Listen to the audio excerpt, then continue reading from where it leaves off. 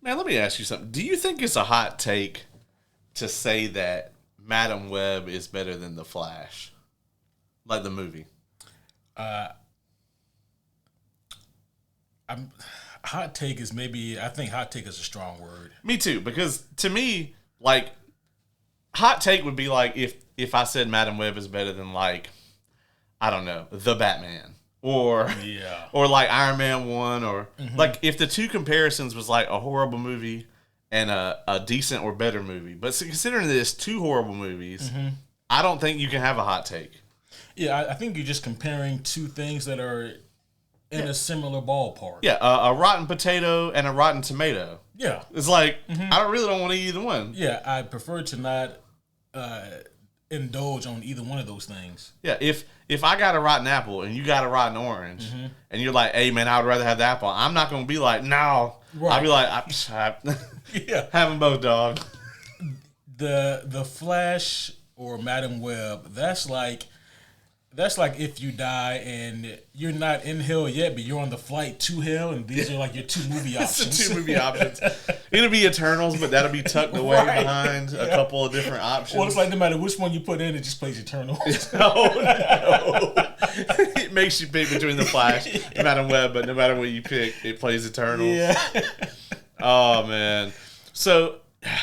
And it's like an extended cut of Eternals, too. Yeah. Like, with an extra hour. Right. With none of the shit that you will actually want to see. No. It's just, like, more of what you already got. Right. Yeah, no, I actually had someone today, I won't call them out, but they were like, I was like, yeah, I actually got more enjoyment out of Madam Web than I did Flash. And they were like, that's a crazy hot take. And I was like, it's really not. Madam Web is so awful, and we've talked about this a few times, that you actually can kind of revel in it, you know? If you just allow yourself to be like, I fucking hate this. It's just like a parody Madam Web movie. Honestly, I enjoyed it a little bit. And I enjoyed a lot more not watching it than I did watching it, of course. In the countless amounts of jokes that we've got been provided. But with The Flash, man, the only thing we really got is the run and a bunch of anger and disappointment. You know, you are, I think I agree with you. In the beginning, I'm still not really sure exactly which movie I despise more, but I do think that if I had to choose one to watch, I would choose moments from the Flash movie, right? But overall, if I just want a good chuckle, I would choose Madam Web. And you got to think about it like this, too. Like, people expect at some point in time to see a Flash movie, to see several Flash movies. Right. The Flash is a flagship top-tier DC character. Of course, we're going to get a Flash movie. That's expected. Madam Web? Like, there's no universe where someone sits back and goes, you know what we need? A Madam Web movie. And I just think that the presentation of this Madam Web movie that we do have is so... It's just so, like, I don't think that they even take themselves that seriously at some points. The more I sit back and think about it, there's no way, like, either there are some of the most disillusioned screenwriters of all time and directors of all time, or they had to have been in on it at some point.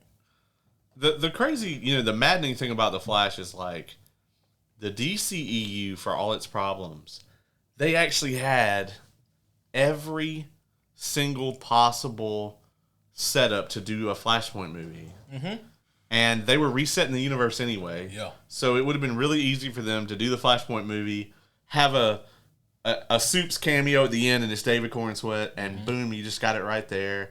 And, like, everything's different now.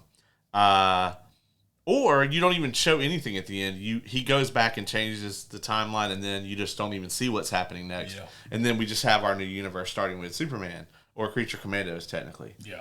But, yeah, man, it's just enraging to me that, like, especially with the way that the DCU is shaping up, it looks like this might have been our only chance in any time, maybe in our lifetimes, for a Flashpoint movie. And that they had all the pieces. They had Flashpoint Batman already cast. Yep. Like, he was in Batman vs. Superman. Like, they had it all. They had Wonder Woman there.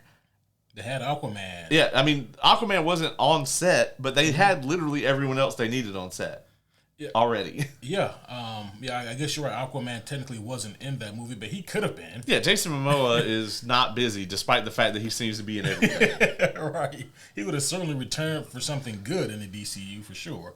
Speaking of the DCU, man, let's just roll right into Man of Tomorrow seems to be shaping up to be the Avengers Doomsday of the DCU. It's like any day now, I expect to see like Lobo will return in Man of Tomorrow. Dog, I saw the alleged character list or whatever you want to call it for. Bonkers. Yeah, it's crazy. If this is real, then this is pretty insane. And the thing of it is like this. We know that James Gunn is heavily involved in this movie. He's also directing Man of Tomorrow. Yes.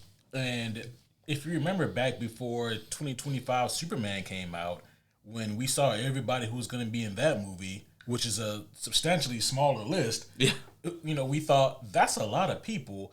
Surely it'll just be 30-second cameos, but no. Like the Justice Gang, they all got pretty substantial roles in this. Yes.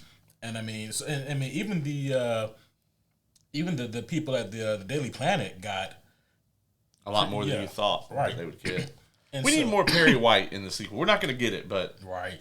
I mean, yeah, where is he going to go? So like when I see this kind of casting list, I'm like, this is really fucking insane because what's the balance going to be? 2, possibly 3 Lanterns. Yeah. Martian Manhunter. Wonder Woman is highly theorized. Kara, Superman. Beetle. Crypto is going to fucking be in it. Right. Yeah, Blue Beetle.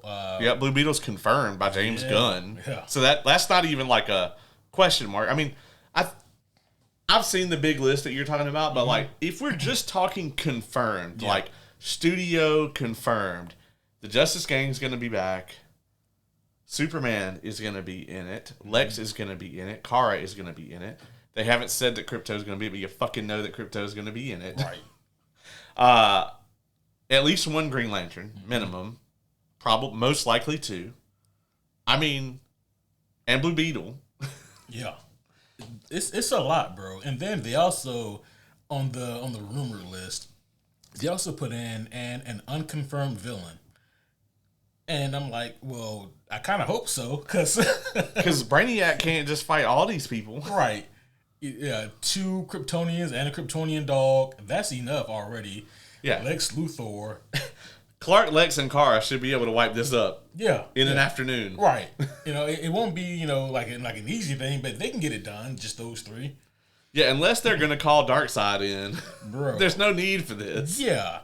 And it's like the Anti-Monitor. I was gonna say Anti-Monitor is the one villain who surprisingly I haven't heard a lot of noise about online, and I think that maybe if we're talking Big Bad, because for Big Bad, obviously I'm thinking eventually we're gonna get Darkseid, but then I'm like, well, maybe they'll hold on Darkseid for Thanos-shaped reasons. They could do a Mazo. They could do a Mazo. That would be fun. Or they could bring that fucking twisted ass Ultraman clone out of the black hole, certainly as Bizarro, but I feel like they want to save that. Yeah, and then it's also like, do you want to go back to that well again? Like that soon, yeah. Yeah. Brainiac is obviously like a big bad that they could use, but we're using him from Man of Tomorrow. Anti-Monitor would also be a really good one, though, who we haven't seen in a movie yet. And let's not forget that they still have all these plot threads from Peacemaker Season 2 that they just left dangling. Mm-hmm. I hope that they dangle forever like a Phase 4 after credit scene, but, we'll see. Well, would you be fine with never seeing Peacemaker again? Sure, yeah. Oh, damn. The way that season went, yeah, I absolutely would. Okay, all right. Yeah, they can keep their fucking song, their dance, their TV show. Sheesh. I wouldn't be upset with like. No, did we already say that Peacemaker is allegedly going to be in this too? I haven't read that. Okay, I have. Yeah. Well, they're gonna need to bring his ass back with a quickness. Do they know where he is? Right. Or maybe they just stumble upon him. I don't know. Yeah, right. Like everybody ends up getting sent there. Mm-hmm. It could be like maybe a prison planet of Brainiacs. We don't know. Yeah, it's like his little like menagerie planet. Yeah, yeah. Um, in other news, I don't know if you saw that the Batman 2 delayed again. Bro, when I first saw the news, technically I was really excited at first, and then just really sad again. I was excited because like DC tried to softball this thing by giving us like the first test footage of the movie. Yeah. It's like a 12-second clip or whatever of Pattinson in the suit, and then they play part of that score, and I'm like, yeah, let's do it. And then I see that it says like February in the release date, and I'm like, all right, I didn't know it was coming out in February. 2028. 2028. Like, shit. This is the new Mutants. Bro, yeah. Daredevil has Born Again. They got delayed again. Yeah. Bro. Daredevil will have had 3 seasons of television. Maybe 4. Possibly 4. Yeah. If we're being real. Yeah, The Pit will be on season 4 when this shit comes out. This is insanity. I mean, I don't know. I can't wait until 10, 15 years from now when we finally get to hear what really happened with Matt Reeves and these Batman movies that he's making. I mean, if he's going to make a trilogy, we're looking at like 2035 for the last one, unless he's like already working on 3. But I'll be honest, man, at this point, we have to assume James Gunn is out, right? Unless some miracle happens and this merger gets like, undone or blocked or whatever. Safe bet is that James Gunn is out. And I don't know what that does for the DCU. I wonder if maybe they're looking to see like what the box office for Man of Tomorrow is going to look like before they make a big decision. Supergirl lost them a lot of money. Yeah, unfortunately it did. I think, and I have nothing to go off of this except for just optimism and my human nature. I'm not sold yet that it's a given that James Gunn is going to be out. I put money on it. And I'm not saying that's a bad bet. For me, I don't know. I got a bunch of singles in my wallet right now. Where'd you get that shit from? You nasty. But I don't know. James Gunn just hasn't really given out a whole lot of vibes yet of like, I'm out of here. If anything, he gives out a lot of vibes of I'm still really determined to do something special with this. I think he is, but I think that the day that they I never want to get political in the show, right? Mm-hmm. But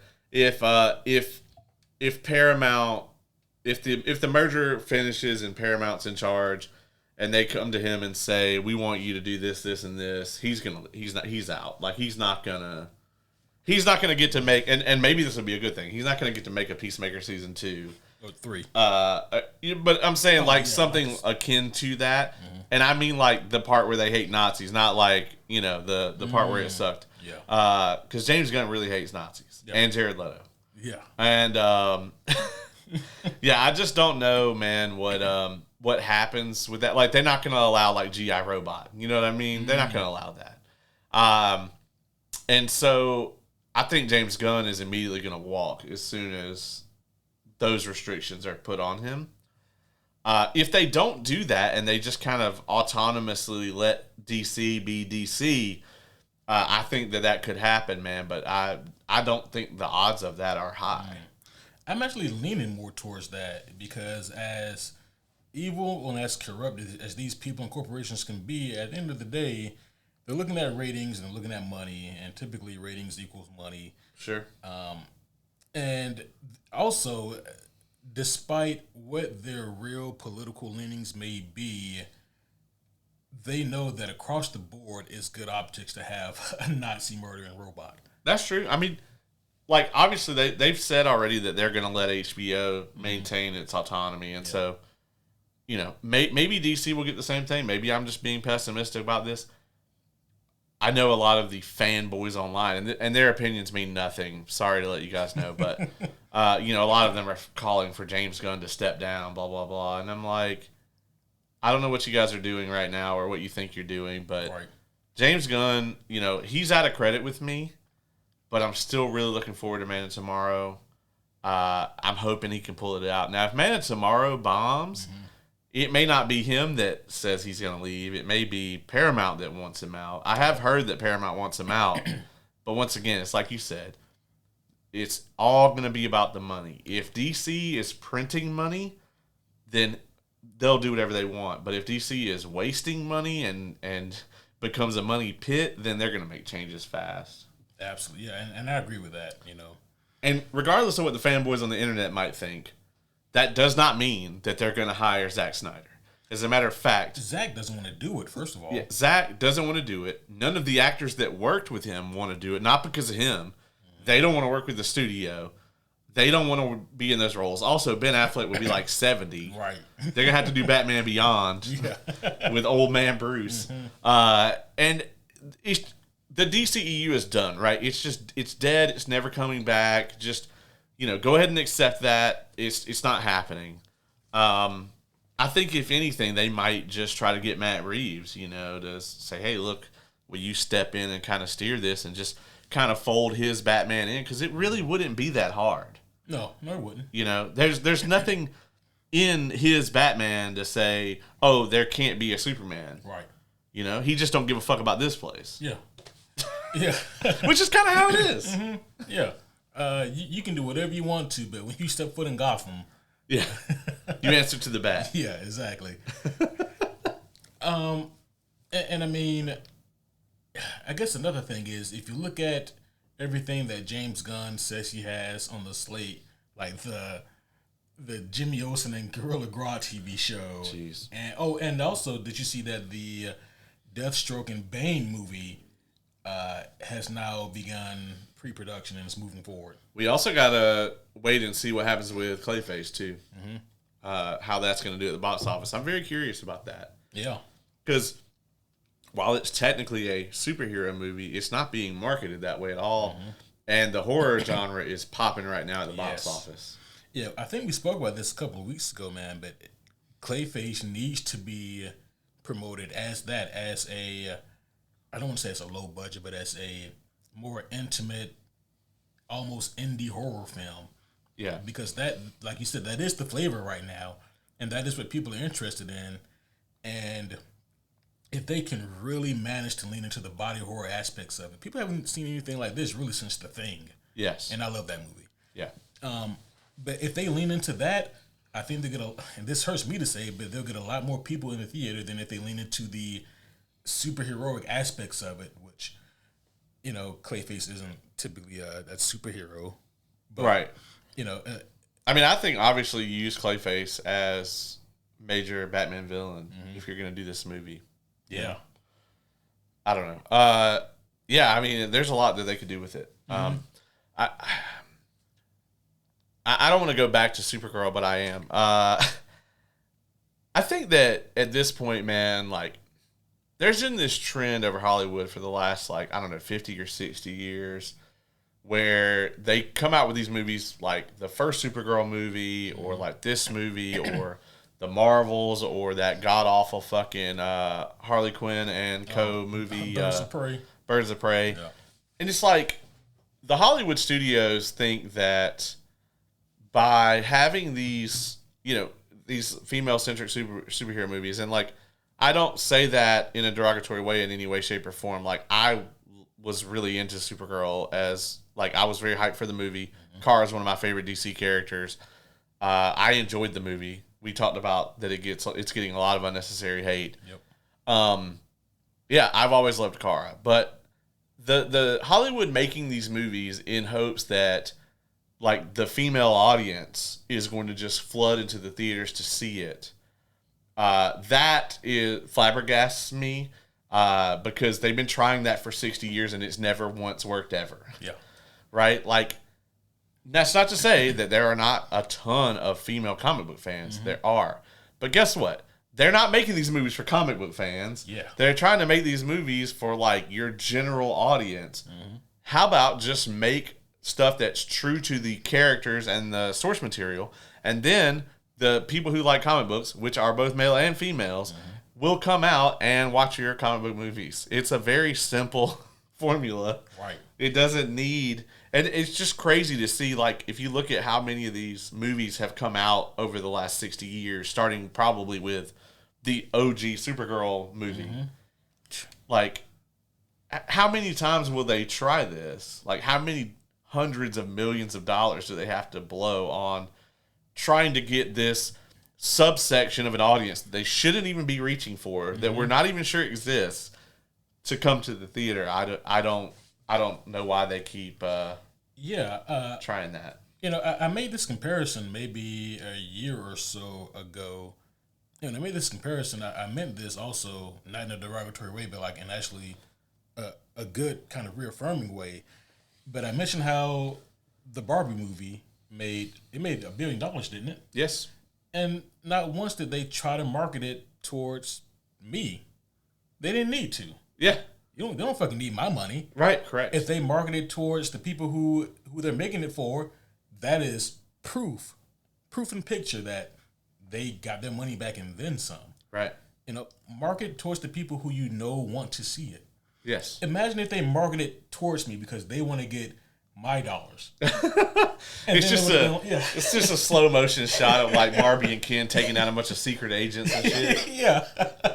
And in doing that, not only are you not going to go see it, but the people who will come see it are going to look at that and go, "What the fuck did they do? I don't want to go see that." Right. Yeah. And that's something that a lot of superhero movies have been battling for a long time now, is from these studios overreaching and trying to get everybody in to come see it, when in reality you need to focus on who's your demographic and who is going to go see this regardless. Let's make the best movie possible for that demographic. Yeah. And then on top of that, good word of mouth is still good word of mouth. And the thing is, you know, early Marvel phase movies, clearly they made a lot of those a little more for the general audience. Like, they lightened them up a lot for a wider audience, more so than we would have liked in a lot of cases. But they went way too far with it. Yeah. They tried to become like the mainstream kind of, you know, a little bit of like everyman movie. And that doesn't really exist, right? It's never existed. Movie genres have always existed. So, you know, they were trying to check every possible box to get the widest demographic in there. George Lucas actually came out pretty recently and talked about how today in Hollywood, the reason why so many things feel like, you know, just this kind of churned out lowest common denominator slop is that every movie has focus groups. And they show the movie to a fucking focus group, and they go, "Oh, I like this," or "I didn't like this," and then they go and change the fucking movie. Right. And it's like, no, the audience doesn't know what they want to see. Like, if you look at like the golden age of Hollywood films, it was a director, a cast, and the crew, and they went out and shot the fucking movie that was in the script, and then it came out, and that's when people got to have their opinion about it. Is when the movie fucking came out. That's when people saw it, and you know, it was good or bad, but at least it wasn't watered down, you know? Like, it was authentically that. There's no way that a Dune 84 could come out today because there's no way that it would get past that. But you know what? That's the movie that they wanted to make. And that's the movie they made. And it might be one of the worst movies of all time. But you know what? A New Hope doesn't come out today either. Yeah. Indiana Jones doesn't come out today either. Right. You know?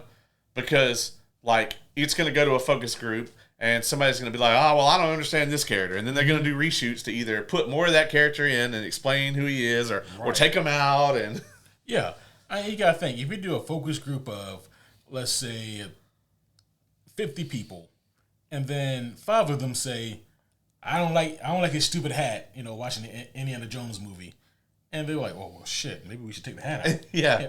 Just because in their mind, they're thinking, well, 10% of people don't like the hat. Yeah. And let's take out the hat. Yeah. It should be fucking ridiculous. And that's really why we end up with so many of these kind of slop movies, where it just feels so like, I mean, I use Top Gun, the second Top Gun, as an example of this a lot, and that's a great movie. Yeah. So it's rough to use it as an example, but if you go and watch that movie, there's nothing in that movie that anyone could possibly find offensive. Right. It's so dumbed down. It's still a great story, and the acting and the way it's shot and all of that carry it. But if you look at the basis of that movie, it's so dumbed down to where anyone could come and watch it anywhere in the world and not be offended. Oh, the bad guys don't look like me because we never see them. Right. You know, it's even an American military movie that's not even that patriotic, which I like because I'm not really into that. But like, you know, if this movie came out when the first one came out, I mean, they'd have been out on the beach. Everybody would have had on American flag swim trunks, American flag towels. There would have been an eagle that landed on one of their arms. It was the Red Scare back then too. And so it was kind of the opposite. Like the propaganda back then was to, let's make Americans scared of the Ruskies. You know? Yeah. All the planes would have been bright red. They would have had the little sickle and hammer on them. Yeah. Yeah, no, it would have been something completely different. But yeah, I mean, say what you want, man, but George Lucas, like, he knows what he's talking about. Yeah. And like the prequel trilogy wouldn't come out today. I mean, and some people might say that's for better or for worse, but those a lot of people today, like, those are their goated movies. I mean, we can't get through a cold open without me mentioning Brandon Sanderson, but he recently caught a bunch of flack online because he said that he thinks the prequels are the superior trilogy. Oh. And people did not like that shit. People didn't like that shit at all. Not that he doesn't like the OT, because I do too. I love both. But at least he didn't say the sequel trilogy. No. He hates those. Okay. As a matter of fact, he teaches a writing class at a university, and he uses those movies as an example of what not to do on a regular basis. That's amazing. Yeah. Man, well, we're about 27 minutes into this thing. Yeah. This is what happens whenever we miss a week, by the way. Yeah, when we miss a week, it's just like we have so many things to talk about. Right. As a matter of fact, I think we had something else, but like I can't even remember what it is now. So. Oh, yeah. I mean, for sure, like there was like, we only briefly mentioned the Bane and Deathstroke movie because that's the big what the fuck? Yeah. And then like also the fact that by the time you guys see this or hear this, we will be recording or have already recorded the Odyssey review. That's right. We're going to see that tomorrow. That's the earliest we could get tickets. Yeah, I know. How dare we go see the movie the day before it comes out and not like multiple days before? I know. We're slacking. It's been busy, folks. But yes, this time tomorrow we will be sitting in the theater, and also for quite some time after this, watching the Odyssey, and we will get to see part 1 of 2 of Tom Holland and Zendaya make all the money. Right. Oh, man. Good for them. Good for them. Are they going to... I guarantee you they are going to set some sort of world record. Some kind of record? For July for like... not only for individually at the box office, but like a couple at the box office. Yeah. They're going to have one of those unique Zoe Saldana kind of records. Yes. I can for sure see that happening. Where she just made bukus of money. Oh, yeah. I mean, her rate has to be astronomically high because she's in how many of the top grossing movies of all time, you know? Let's call it right now. Do we think Odyssey, Spider-Man both billion easy? They both going to top $1 billion? Spidey, for sure. The Odyssey, I'm like 60-40 yes. The only reason I say Odyssey definitely does it is because it is killing it at premium format, and those tickets are so much more expensive. I mean, our tickets were like $31 fucking dollars, and that showing is sold out. So like, it's going to be heavily front loaded. I talked to a friend of mine that lives in a big city, and he actually said that to go see it in IMAX there, he couldn't get a ticket until early August. It's completely sold out for weeks. So, I mean, Oppenheimer was like that too. Yeah. And it was rated R and didn't have a wide net, as far as audience goes, whereas the Odyssey is literally one of the oldest stories in existence. Right. Yeah. Which how dare it not be presented the way that people have always think that they've envisioned it. We will talk about this more on the Odyssey review. Absolutely, yeah. But because let me tell you, go ahead. I was gonna say, man, everyone complaining about Lupita being in the movie or Elliot being in the movie. I'm like, yeah, man, because let me tell you, Tom Holland and Brad Pitt, they're definitely the poster child for Mediterranean people, right? Yes. They look just like people from back then, huh? Let me tell you this right now. First off, to the people that are complaining about Lupita being in the movie, first off, fuck you. But second off, if you've ever read The Odyssey, you know that Helena Troy, either one, shouldn't even be in the movie, or number two, is going to be in that shit for like 25 seconds. So it doesn't matter. They could have got you to play her. I don't care. That would have been great. I would have been a great Helena Troy. Yeah, I mean, it wouldn't have affected the movie at all. I don't think, you know, but that, and I don't want to get into the Elliot Page thing because reading those comments online angers me relentlessly. I have actually heard that he is tremendous in the movie, though, from a couple of different places. Mm-hmm. So I'm gonna do this thing called go see the movie, and then I'm gonna form my opinion on it after that. That's unheard of. I know, that's crazy. And here's the other thing about why all of it is so fucking silly, right? It's not historical. Yeah. This is not history. There's a fucking Cyclops in the movie. Thank you. It's a fictional work. Just because it's an old fictional work doesn't mean shit. That'd be like saying that in every Batman movie, everyone has to dress like it's the 1930s because that's when Batman was written. Right. Get the fuck out. Yeah. Oh, shit. I mean, yeah, and that's really no other way to put it, right? Like, so I don't really know what people are expecting. I think that people, they just have it in their minds where things have to be a certain way or look a certain way. And that thing, the way it has to look, doesn't even have to be accurate. It just has to be, I'll just put it out there. They just want it to be so white. It has to be white, and it has to be strictly male, and it has to be, and if it's not that, if it's not what they're comfortable with, then they will reject it. Yeah, I mean, these same people would not be complaining if Odysseus whipped out an AK-47 in the middle of this shit and just started mowing down random Thracians and shit. They'd be like, what? Oh, shit. Yeah, I mean... You're kind of selling me on it now. Right? Yeah, I know. I don't want to talk about X-Men 97 tonight because Inside Manure wouldn't have looked this way. He wouldn't even... Those lines around his lips would have been red. Because of the sun, you see. Yeah. All right. Bring us in. On that note, homies, one and all, welcome back to another very special episode of the Superhero Homies podcast. My name is Quentin, and as always, I'm here once again with my friend, my homie, my buddy, the Royce Brothers co-host, homie Caleb. What's going on, everybody? I got 2 dope-ass Spider-Man shirts I'm really waiting to wear on the podcast. Fortunately, I'm going to have a very good opportunity soon to wear one of those.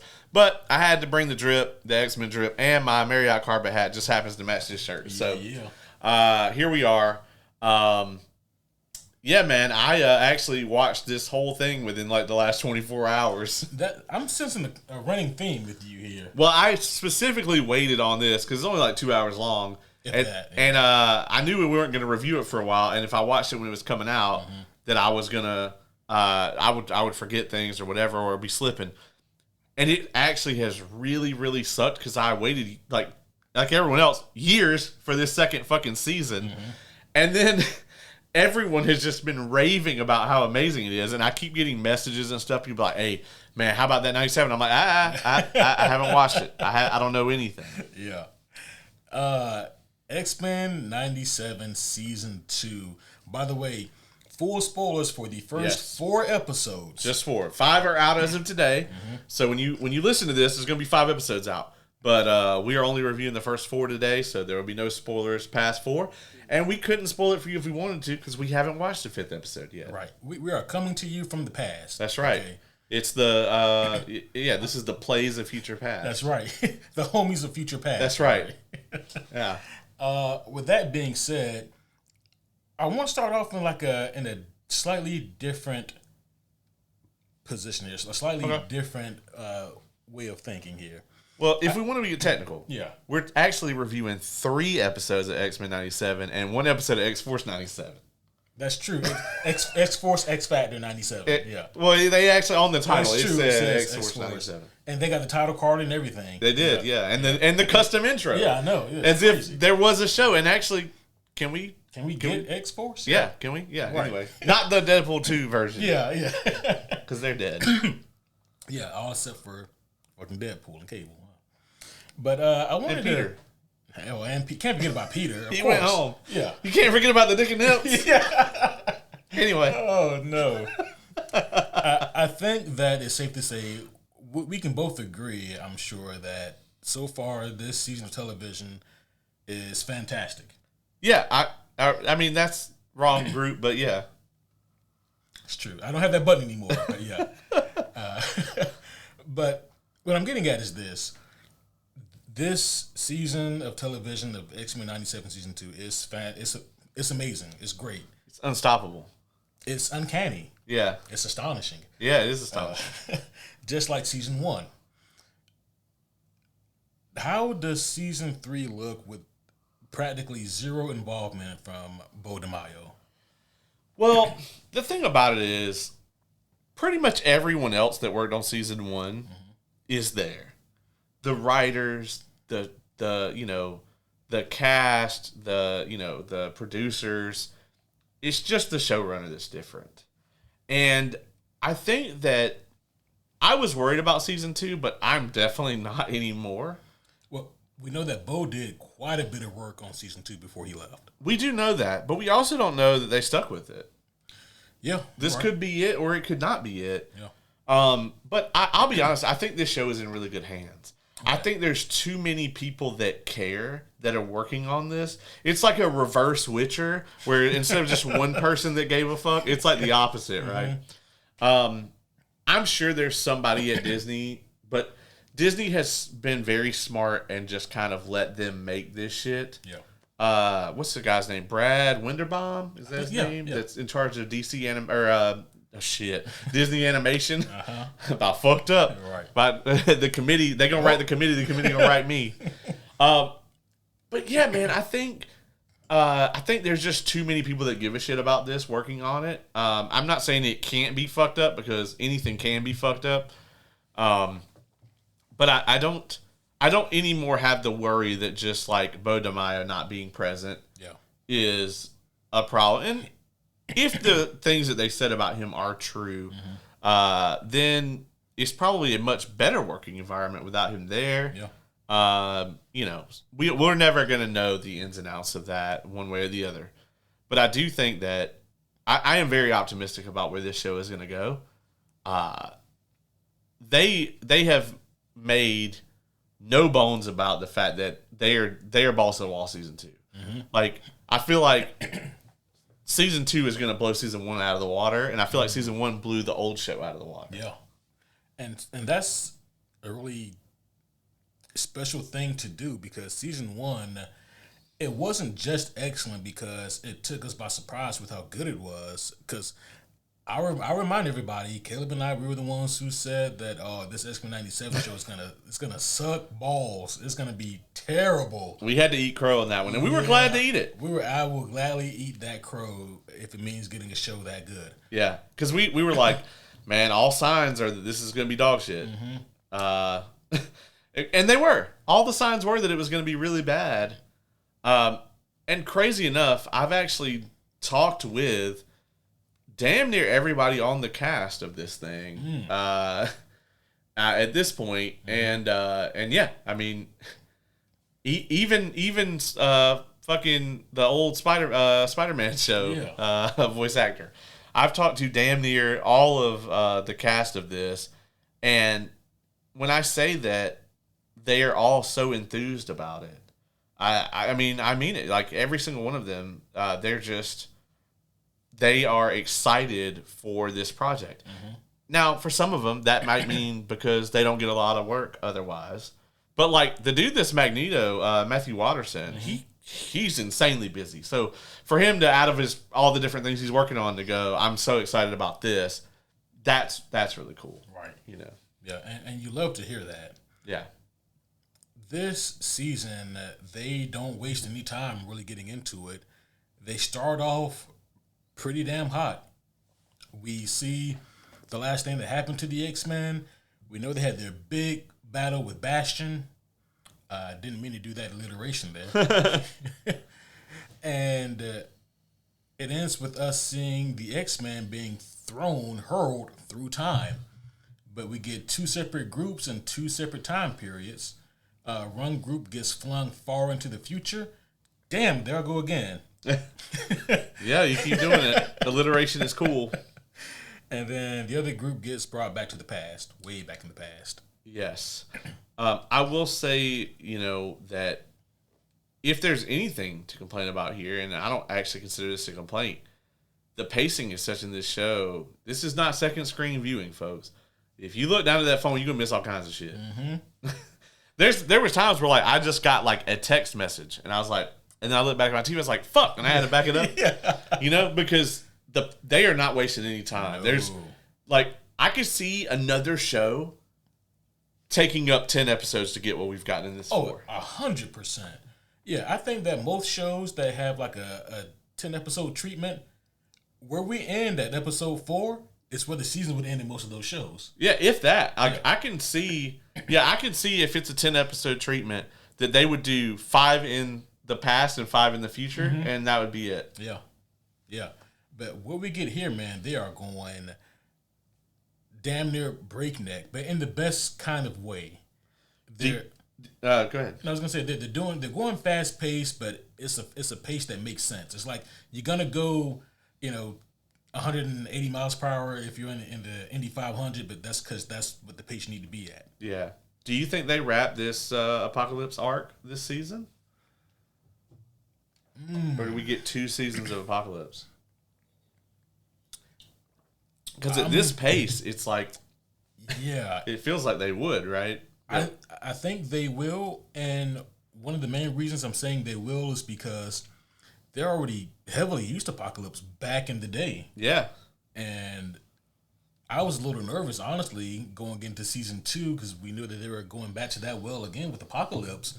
And I'm like, man, like, I know that it was a different time back then, but the Apocalypse stuff and the old X-Men animated show was pretty good stuff. Yeah. And, how are you guys going to do that without it feeling like you're treading old water? But they're doing a great job here so far. Because the Apocalypse stuff in that one was present day, right? Present day, yep. And so it makes sense here that they've done so much to frame that and around that.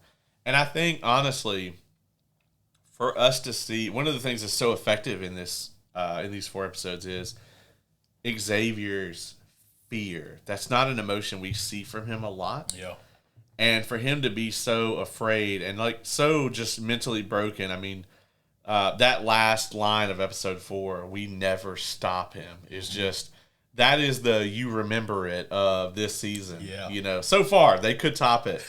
But I mean, Xavier has been incredible. We don't normally see him in this role. He's not normally such a bystander, and when he is, he normally has a plan. But here, he's out of his element. Yeah. Not a single motherfucker's been like, "What is that?" referring to his wheelchair.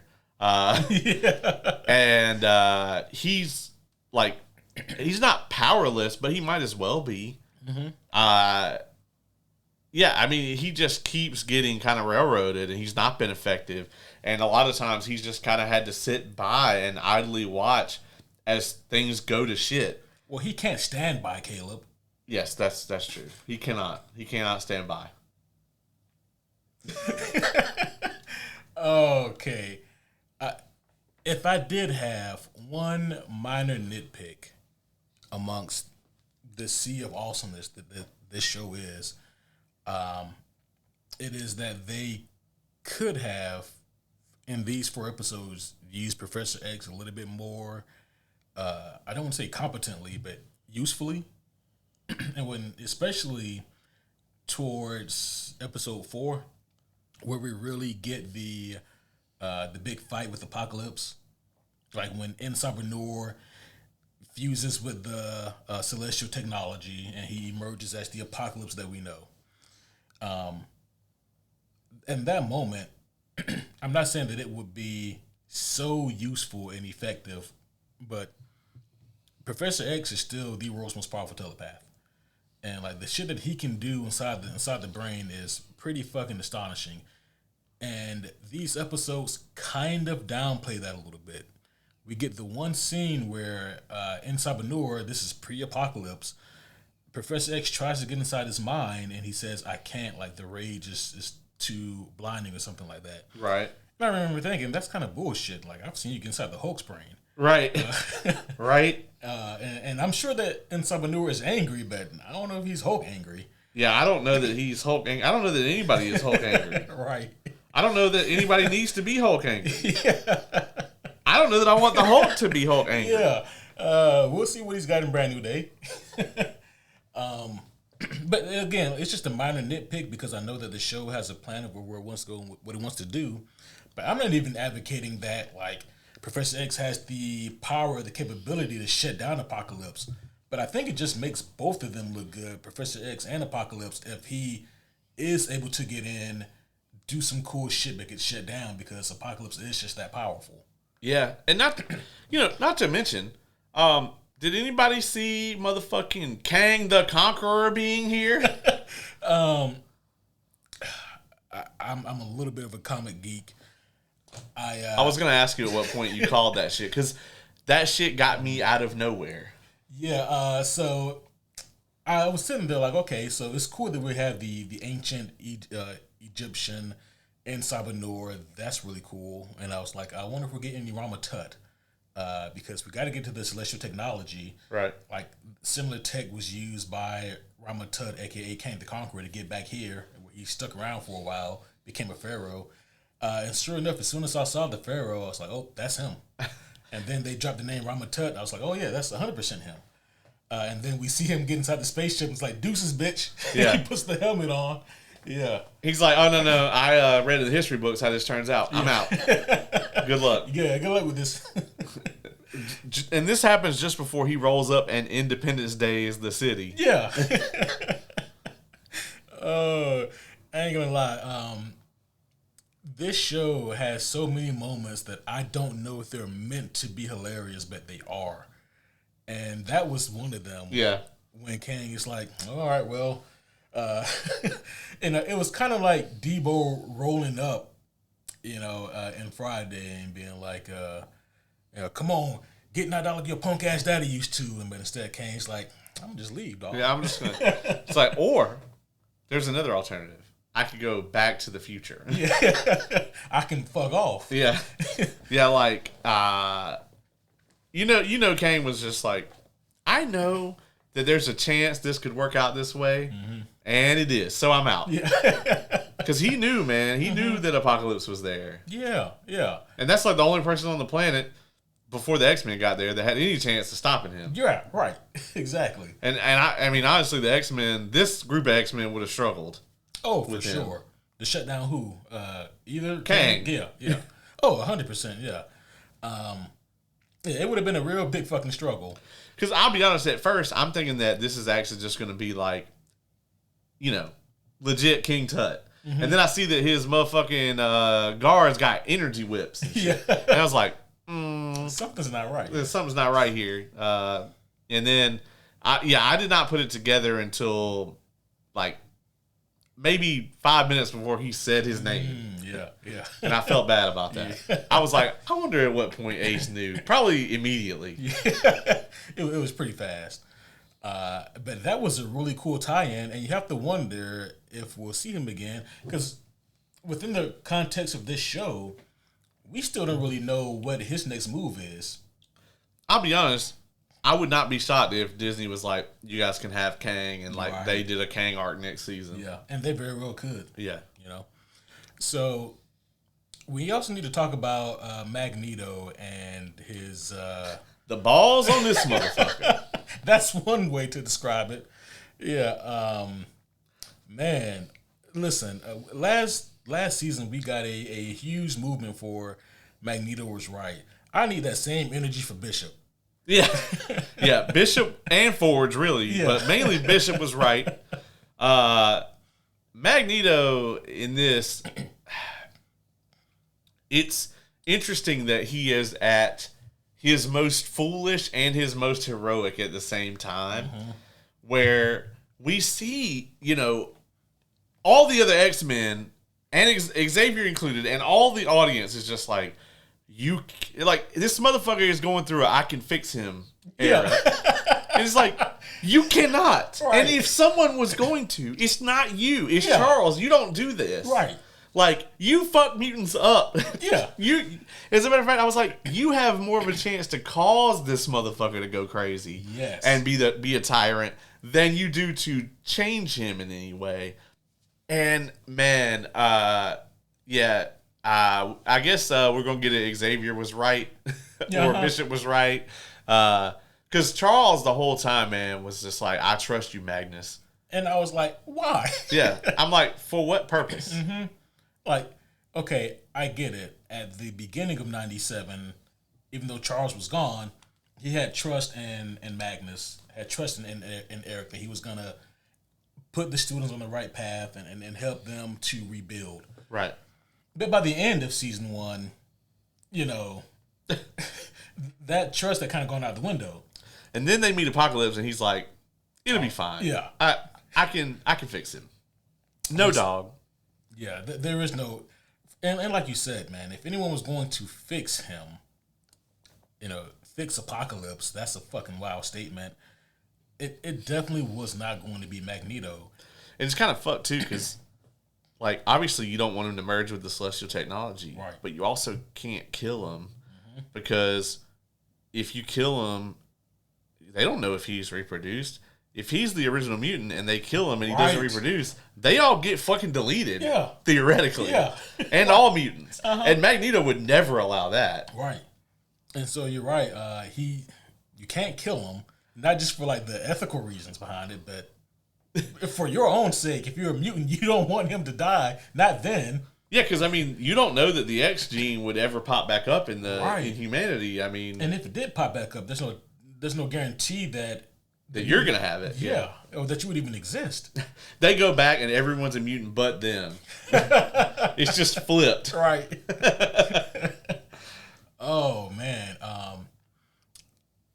Do you think that? I think it's kind of obvious, right? They should have been more, at least a little bit more honest and forthright with Sabanur. If their plan was to get him to go along with them and like try this fucking mutants in harmony bullshit, then yeah, I guess so. Right. Like they definitely should have been more forthright with him. But also, from that same note, if you're in ancient Egypt, I don't know how you react to these motherfuckers being like, yeah, we're from like 7,000 years in the future. Listen. It's true. Yeah. We're all whatever you are. Listen, anyway. Yeah. There's a reason you look so different. Yeah. Just don't think about it. Yeah. And it's one of those things, man, where and the show kind of subtly tells us it's kind of preordained. Like, it's always going to happen. Do we actually figure out like the origins of SHIP at any point? Yeah, so that is I believe it's, and I could be wrong because it's been so long since I've read this arc of Apocalypse, but I think that it is a remnant of what Kang left behind when he was there as Ramatut. Oh, okay. And because Kang got that specific technology from Celestials. Okay. So it is Celestial technology there. And a young Sabanur does find it. He stumbles upon this shit. He steps inside of it, and he's transformed. So it amplifies his already incredible mutant powers and then gives him some more, making him even more functionally immortal. Fucking Celestials, man. Yep. Fucking Celestials. Goddamn. Just one more instance of the Eternals not doing their goddamn jobs. I know. You could have stopped Thanos and Apocalypse. Yeah. Yeah. You could have stopped all these purple motherfuckers. Yeah. Oh. Goddamn. Let's talk about the other team, the future team. I'll be honest. The X Force. Oh, you talking about the other X-Men team? Yeah, yeah. We ain't even got into X Force and X Factor yet. Right. I feel like we could have got through like a trilogy of these episodes. I feel like that episode was too contained. Like, Yeah. I feel like we could have got a trilogy of those. We definitely have to go back and revisit that, right? Right, they have to. But yeah, we actually don't get the future team. We get the future team first. Yep. So we're kind of jumping around here, but we get the future team first because surprisingly they have the least to do. Right. And they actually, Apocalypse actually better be glad that they were worried about fucking up the timeline because they were ready to go fucking rousting and jousting when they busted up in that place. Mm-hmm. This motherfucker, I pointed out in our messages that I think it's interesting that this motherfucker got a train and Thanos got a helicopter and. I mean, come on, dog. Every big villain needs mode of transportation. But they busted up in his base, and he was like, "Man, I gotta get some Chicago Bulls tickets. I'm out. Yeah. Going to the '90s. Yeah, going to the fucking 90s. I want to see Prime MJ. Yeah, that's right. I keep resurrecting him, but he just doesn't play the same. Yeah, it's not the same. It's Wizards MJ. Yeah, no one wants that. And then I get baseball MJ. Oh shit! It's just him and Captain America playing baseball. Right. So I really like how they're showing us like the dichotomy between the two teams, the past and the future team. Yes. About how they're both contemplating their actions and the effects that they could have on time itself. Yeah. And with young Cable, I mean, we see that he also slowly discovers that the people who are claiming to try to help him have also kind of been lying to him a little bit and also kind of manipulating him a little bit. Like, there's definitely some similarities between the two teams. Yes. And what they're doing. And there's some conflict there as well, morally speaking, in both teams. And they're both kind of contemplating what's the right thing to do here. But obviously with Cable, we get a little bit of hope, whereas with Apocalypse, there's just dread. Yeah. And also, for those of you who don't know, Mother Oksani, that's actually an older version of Rachel Summers, who is an alternative universe daughter of Jean and Scott. So her looking at the Cable is kind of like her looking at her little brother. Right. And it's funny, right? Because at first, Nathan doesn't know that Jean and Scott are his parents, and Jean and Scott don't know that Mother Oksani is technically their daughter. Yeah. So it's kind of like a train of not having information. But I thought that their stuff was pretty good. You know, it was a proper way to start off the season. I was very surprised, and I'll say pleasantly surprised, that they reeled in the Pharaoh Wolverine stuff. He has the look, but they didn't go the full Pharaoh personality. Right. Which I'm grateful for. I never really cared that much for that version of Wolverine. I'll be honest, as much as I love Cal Dodd's performance as Wolverine, it's always been tremendous, and it still is every time. One of my favorite things about X-Men 97 is how they tend to kind of minimalize him. And that's not that I have anything against Wolverine. It's just that, you know, for the last, 20 years, so much of X-Men has been dominated by Wolverine. I mean, they even had a fucking Wolverine in the X-Men show. Yeah. You know, like, it's, and obviously, like, on the big screen, right, like, he is the one that they always want to focus on. Right. And a lot of that has to do with just how masterful Hugh Jackman is. And obviously, I love Hugh Jackman, and he's the co-star of like what I consider the greatest movie of all time. So I'm not, I have no bone to pick with that. But I think this show is aware of that, and so that's why we don't get a lot of Wolverine-centric stories. You know, I love that we're getting that. Like, fucking Jubilee has more screen time than Wolverine does. Yeah. When Jubilee was completely omitted from the films. You know, she was in one of them, one in a quarter. Yeah, kind of. She had a cameo. That's right. She is kind of in the second one, right? Yep, and also I think it's Apocalypse. Yeah, as well. Yeah, yeah. So glorified cameo. yeah. Yeah, the homie K is a huge Jubilee fan, and I actually really like Jubilee too. But I like the fact that we get Wolverine, and it's awesome.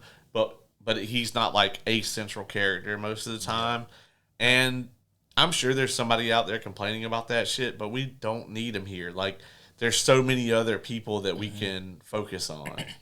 And also, a couple of things. One, you can always go back to Wolverine. Yeah, 100%. I mean, like Wolverine, he's one of those properties. He's one of the characters in the X-Men where they know for a fact it's tried, true, and proven. You can take him out and do your own thing with him if you wanted to. Yeah. And he'll be just fine. Yeah, and then bring him back. Bring him back, and he'll still be just fine. Yeah. And the other thing is, for those of you who are worried about Wolverine having a lack of screen presence, I'm pretty sure that you guys right now are probably watching an episode that is Wolverine-centric. I haven't seen it yet, but I think that it is a Wolverine-centric episode. Yeah, I think so. I've actually heard that there's a lot of Wolverine in this new episode. And I'm fine with them having a Wolverine-centric episode every now and then. I just don't want a Wolverine-centric season. Right. We've had just so much of that. Once again, nothing against Wolverine. It's just that it's an ensemble thing, and so much of the media over the last 20 years has been very heavily focused on Wolverine, and it's just like there's this whole fucking corner of this universe that we could explore, and we keep doing Wolverine things. And I'll be honest here, and this would be like a subtle segue here, but I think that this show has reached such a peak popularity that if they ever so felt desire, they could do an X-Force show. Yeah. And they could put Wolverine in that.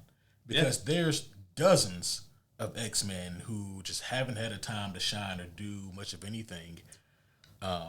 If it's going to take them 2.5 years to come out with a new season of this, I would love for them to make an X-Force show and alternate. That would be fantastic. But then you got to play all this time shenanigans bullshit and do it with 2 shows. Ooh. Well, that's if they're not going to stay in the time shenanigans. That's true. Post this season, I don't think. They could, if they... Well, they did time shit last season, but not to the extent they're doing it this season. Yeah. But they could, if they just really wanted to print all the cash, bring back 98 Spider-Man and do a Spider-Man and Wolverine show. That would be dope. If they just want a machine that prints money. Right. I want... If they do like a Daredevil cameo again, just get Charlie Cox to do it. Yeah. Yeah, that's true, yeah. I mean, I was like, didn't he? But that was in Friendly Neighborhood Spider-Man. Yeah. So, let's talk about the X-Force episode. I also really, really enjoyed this episode a whole lot. And I can see some people viewing this as like, oh man, this is filler-esque. I don't think it is. But I think some people are viewing it that way. I think that this is kind of pivotal to show us where we are in the 90s. Yeah. Number one, the fact that there is like a single episode of this show that has 97 in it. I loved this episode. X Factor are a bunch of bitches. They're like the Temu X-Men. Like X-Force is kind of like, they're like the X-Force is like HBO X-Men, and X Factor is like Hallmark X-Men or CW X-Men. Oh, that's accurate. Yeah, and I like the X Factor, but that's accurate. And they're all pretty and everything. Yeah, it all checks out. So, I love how this show is so passionate about what they're doing and how they're presenting their story. That they're not just putting out 2 groups of mutants, but they have different ideologies and different ways that they function. Yes. And I'm so glad that they paid attention to that detail because it's very important. The X-Force has always been presented as this is the Black Ops mercenary team who's going to do the things that, from a public perception, the X-Men cannot do. Yeah. It's Dark Knight Returns, Batman versus Superman. I mean... You have the X Factor that's working for the government. They're the, Uncle Sam rubber stamped, legally sanctioned. They're the new Avengers with a Z. And then you got X-Force, which is like fucking the Bat family. Like they're not sanctioned by anybody but the goddamn Batman. Yeah. And in this case, Cable. Yeah.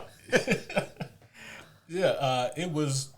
I did not expect to see X-Force or X-Factor, especially in this show, but that intro was fucking sick. It was incredible. That was a great intro. Also, if you've ever skipped the intro to a single episode of X-Men 97, just fuck off. Right.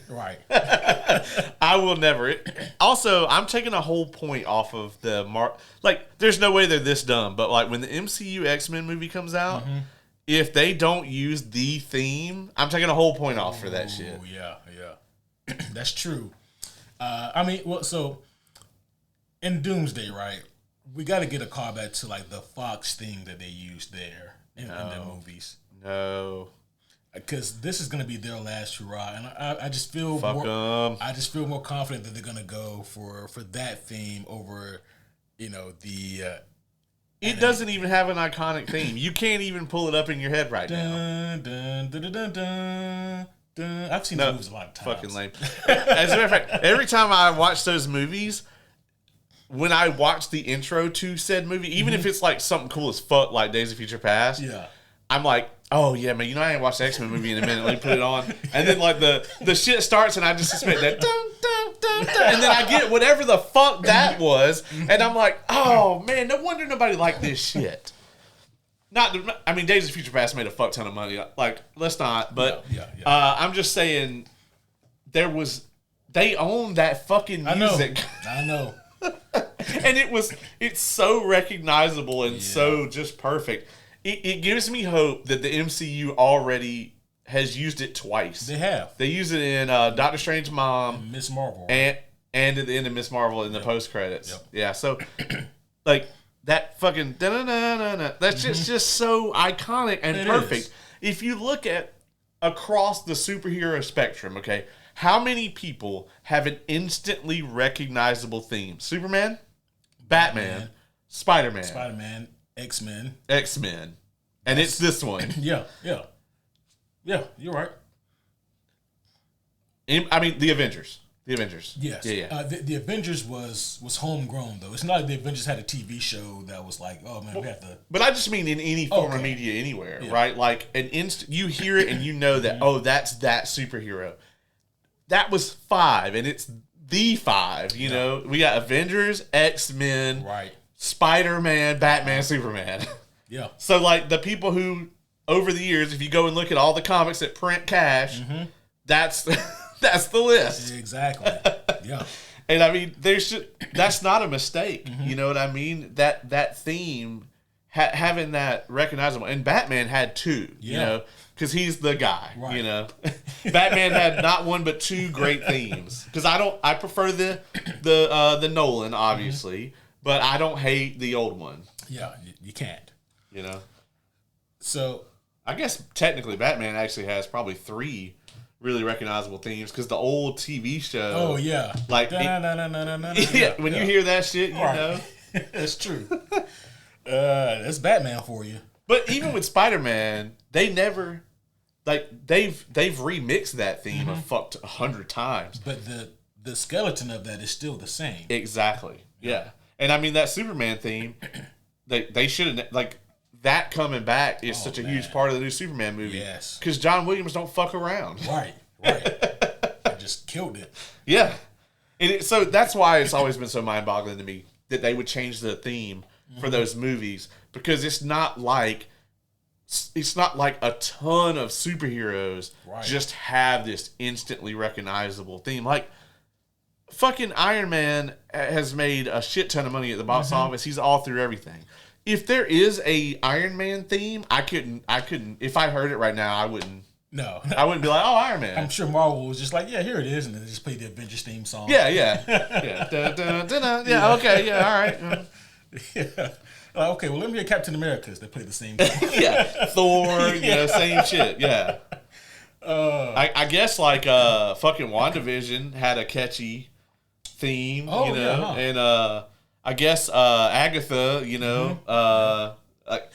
how is Agatha like number 7 on this fucking list? I know. You know what I'm saying? I should say something. So when you have this fucking insanely marketable theme, you can remix it, but you don't replace it. Right.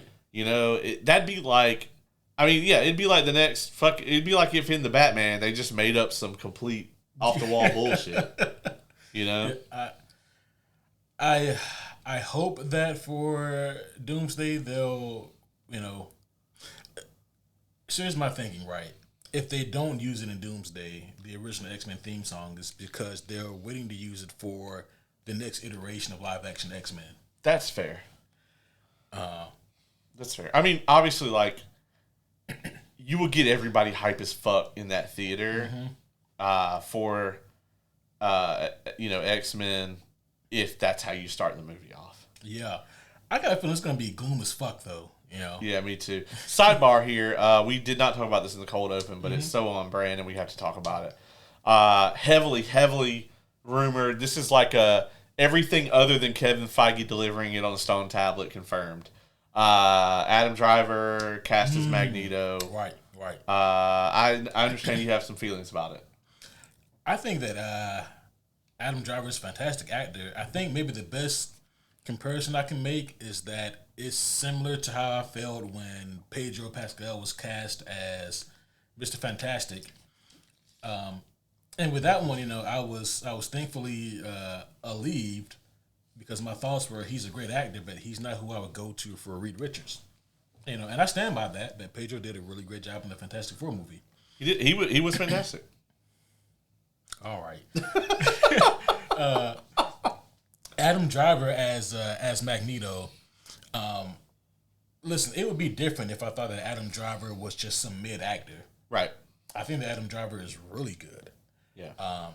It's just that again, I've seen Adam Driver perform angry. I mean, like when his performance is that of someone who's angry and really impassioned, and for the life of me, I just do not see Magneto. That is a special kind of tempered anger.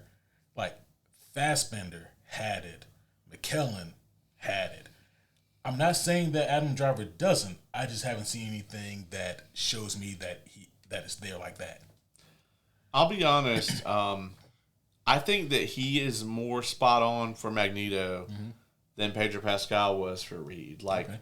I can see it more with him. But I'm with you. He tends to play characters, and I think maybe he's typecast as this because, you know, he got his start on the HBO show Girls. That's right. And he plays a very kind of stereotypical white male archetype, gets mad and punches holes in the walls and dumb shit like that, and on that show. And then that kind of led to him being cast as Kylo Ren. And Kylo Ren is not a deep character. There's nothing under the surface. It's all right there on his face. Magneto always has this tempered anger, and it's this raging inferno that he's constantly holding back under the surface. Yeah. And it only comes out when he's incredibly impassioned. Otherwise, he's so well-spoken, soft-spoken. Maybe not always soft-spoken, but you know, he keeps it tempered, as you said. I don't think that Adam Driver can't do that. I'm with you in the sense of I've never seen him pull this off. I hope we will. Yeah. I don't think it's a bad casting at all, though. Yeah, and I wanted to be clear, even in like the group messages, that I don't think that he's a bad choice. He's just an odd one that I wouldn't have thought about. Because let's be honest, he's a high tier actor. Yeah. And you're not getting him for cheap. Right. And so it's not like this is something that they're doing, you know, because let's get this unknown kid, Adam Driver. And that's not the case at all. So that tells me too that Xavier will also be. Mm-hmm. Well, have you heard the rumors for Xavier? Who are they? Who they throwing around these days? Patrick Wilson. Oh, okay. Yeah. I don't like that. Again, right? It's like it's a little off-putting. But I also think he's a great actor. Yeah, like, I think he's a great actor. He's 2-0 in superhero movies. He really is. Yeah. Yeah. Orm was like the best Aquaman character by far. Right. It wasn't even close. Yeah. I don't know how that happened, but yeah. And so I mean, the man's been Night Owl, been Orm, and now potentially Professor X. I don't like that. They could. I'll be honest. They could just fucking get James McAvoy. Like they really. I mean, honestly, they really. I mean, they won't, but they could get James McAvoy and Fassbender. Neither really of them are that old. Yeah, neither of them are that old. And if you want to keep them on retainer for 15 years, you can let them age into it. Yeah, it doesn't matter. They're old characters. Yeah, I mean, yeah. Ian McKellen is still fucking playing Magneto, and he's like fucking 90 or something. Yeah, same thing with Patrick Stewart. Yeah. You know, we're going to see him again as Professor X. Yeah, I'll be honest, man. I don't like that casting for Xavier at all. I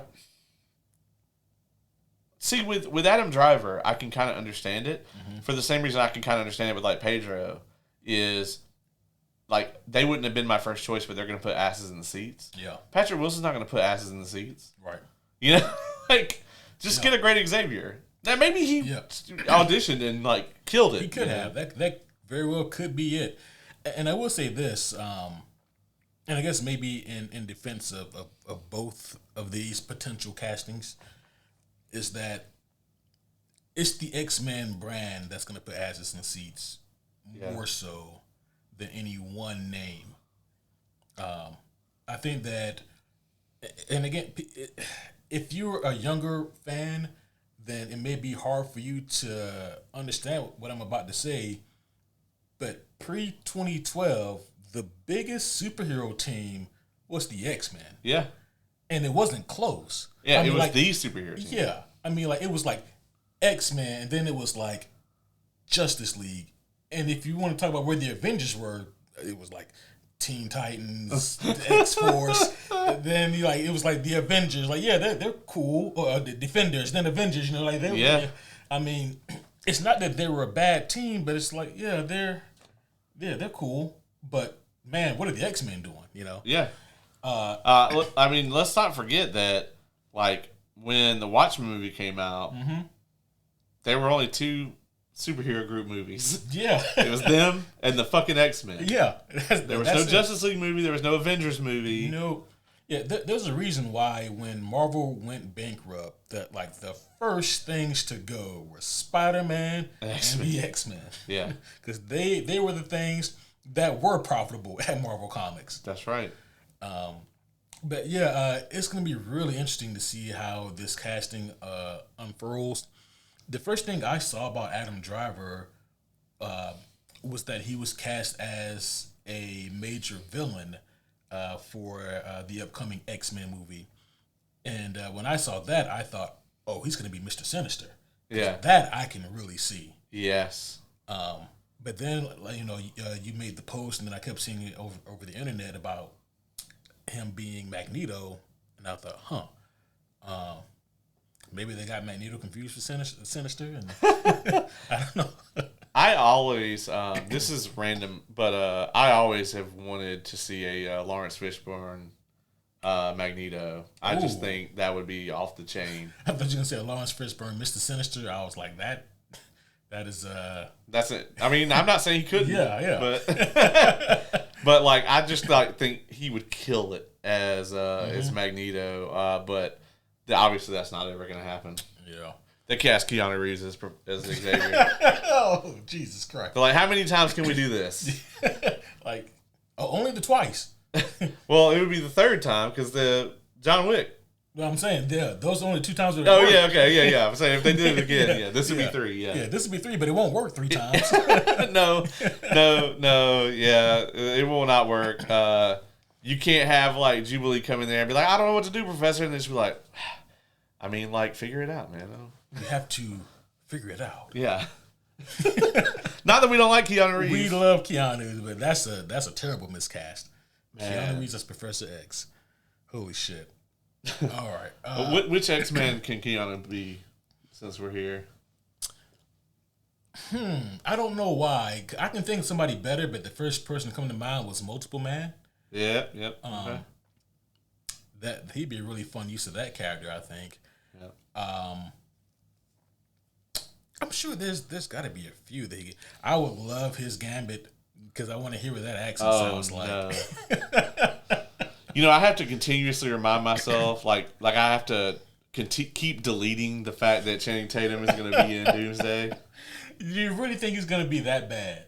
He's that bad in Deadpool and Wolverine. But he allegedly really was directed to ham it up in that. Mm-hmm. Yeah, I don't think he'll be in this very much. Maybe not. I don't know. So X-Men 97 anyway. Yeah, X-Men 97. Gambit's dead in this. Oh man, it's very clear though that they're gonna undo that at some point.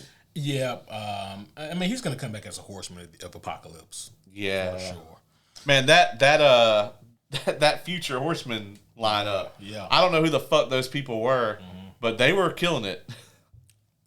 So I was talking to you about this over our text thread, but the first time I saw that group of Apocalypse's Horsemen was in an X-Force Omni that I have, and it's part of an amazing story called the Apocalypse Solution, and it's basically where the X-Force, they get word that Apocalypse he's back to life because there's a cult obviously that worships him, and they found a way to resurrect him. And the X-Force, they're like, okay, well, we got to go investigate, see if it's true, and if this motherfucker is alive, we got to kill him. Yeah. And so on their way to Egypt, to the section of Egypt where this cult is, they're trying to infiltrate like this cult and figure out where he is, and they are mollywopped by these horsemen. You get the drummer boy, and I forget all their specific names, but you get the drummer boy, you get the fucking Minotaur man, and you get all of them. And these guys are fucking nuts. Yeah, you gotta. I'm telling you, you gotta kill that fucking drummer first. You gotta take him out first, because I'm telling you, man, he's like this motherfucker's like doing battle meditation. Yeah, he's like giving bardic inspiration to the other three. This motherfucker's dropping a beat for them to whoop your ass to. Right. And I feel like if you take him out, then it's going to throw the other three off their shit, and then you have a chance. Yeah, exactly. But if you don't take... You would look at Minotaur Man and be like, we should go after him. After him first. He's danger. Yeah. But no. Fucking drummer boy. Yeah. So somebody out there's like, his actual name. Right. But little fucking drummer boy there, I'm telling you got to stomp his ass. Yeah. Quick. With the swiftness. Like as soon as you hear that, you gotta fuck him up. Yep. Yeah, I'm telling you, man. You got to go after the bard first. He's casting all kind of buffs on those guys. I think that he's actually pestilence, which means that he's literally dropping the sick beat. Okay, I gotta give you that shit. That was amazing. Yeah, like I gotta give you that one. Who is this motherfucker? His name is Jeb Lee. Oh, okay. He's actually Famine, so it's still a sick beat. I mean, he's a former Confederate. Oh, that checks out. Yeah, never mind. That explains the drumming. He's from the American Civil War. Yeah, apparently after the war, after he returned home, they burned him alive. Oh shit! And the tragedy triggered his mutant powers. He produces sonic vibrations that deliver agonizing flesh-eating sickness. So he is dropping a sick beat. Yeah, and that's craziness. Yeah. Holy shit. Yeah, that's nuts, man. I'm telling you, you got to go after this motherfucker first. Yep, take him out first. Kill him. Yeah. Yeah, he can. His shit transmits bio-auditory cancer. It feeds on the flesh of all who can hear it. Dog, that would fuck Matt Murdock up. Yeah, Matt Murdock could be like 3 miles away.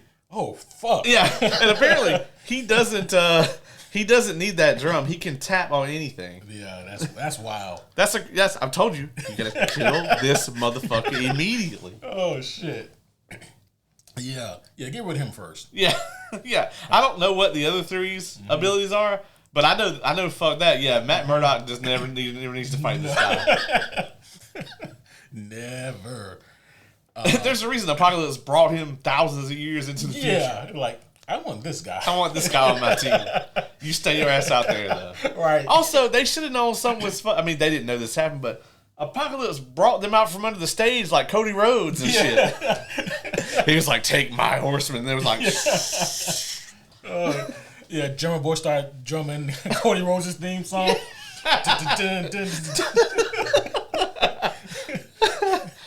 Fucking Apocalypse was like, "Whoa!" Yeah. Pestilence in my soul. Oh my god. Oh shit. We actually aren't drinking here, folks. If you're on the audio, Right. we just didn't record for a week, and we really like X-Men '97. Yeah. Let's go back again to the X-Force and X Factor stuff. Yes. I think that the lineup for X Factor. Yep. So we had Sunspot. Sunspot. Yeah, I think Sunspot was on that, wasn't he? Yeah. Jubilee. Yep. Cable. Oh yeah, for X Force. Yeah. Oh, you said X Force. Oh, I meant to say X Factor. You meant X Factor. Oh, you don't have to run with that because okay. I don't know half these motherfuckers. So we got Polaris. Yep. We got Havoc. We have. Wait, is Havoc the main guy? Like the okay, that I didn't know that was supposed to be Havoc. Okay, Yep. He does look like a bitch. So. Oh shit. I'm trying to remember who else they had on. Oh yeah, Guido, strong guy, the funny-looking dude with the tuft of hair, big upper body. I've been playing a lot of Overwatch, and the motherfuckers absolutely they could be an Overwatch team. Oh, for sure. Right? Yeah. Or well, some of them are actually in Marvel Rivals. But yeah. they just put Jubilee in that actually. Oh, did they? Yeah, they just released Jubilee for that. Oh shit. Yeah, that Captain America swimsuit thing was wild. Oh my god, that made it like 2 hours before they had to patch that out. It had jiggle physics and everything. Oh my god. Yeah. That's America's penis, folks. That it was. I was surprised that Chris Evans hasn't sued them for using his likeness. God damn. You didn't think we were going to get a Chris Evans big ass dick reference tonight? Well, I knew the odds weren't zero. Oh, the odds are never zero. Oh shit. The odds were only zero before in the time period of from the beginning of the timeline until he put his dick on Instagram. Yep, and then every moment after that is a non-zero chance. Yeah. Honestly, I think the odds are always hovering around at least 15%. Yeah. Yeah. There's like a chance of Apocalypse 6,000 years in the future raising his horseman out and then be like, is that Chris Evans' dick? Why is that? All right, whatever. Anyway, They didn't bring that with them, did they? God damn it. Because they're so relieving. And then he leaves anyway. Yeah, he deuces out. He's like, oh man, I'm gonna go catch me a showing of Batman Forever. Yeah. That came out in '97, right? Yep. Yeah. No, Batman and Robin came out in 97. Oh shit, he don't want to go see that. Nah. He's like, I gotta go stop that shit from coming out. So we also with the X-Force, like you said, we get Jubilee, we get Sunspot, we get Cable, we get Psylocke, and is Archangel there? I'm trying to remember. Yeah. Yep. And 3 of those people certainly belong there, and 2 of them are Jubilee and Sunspot.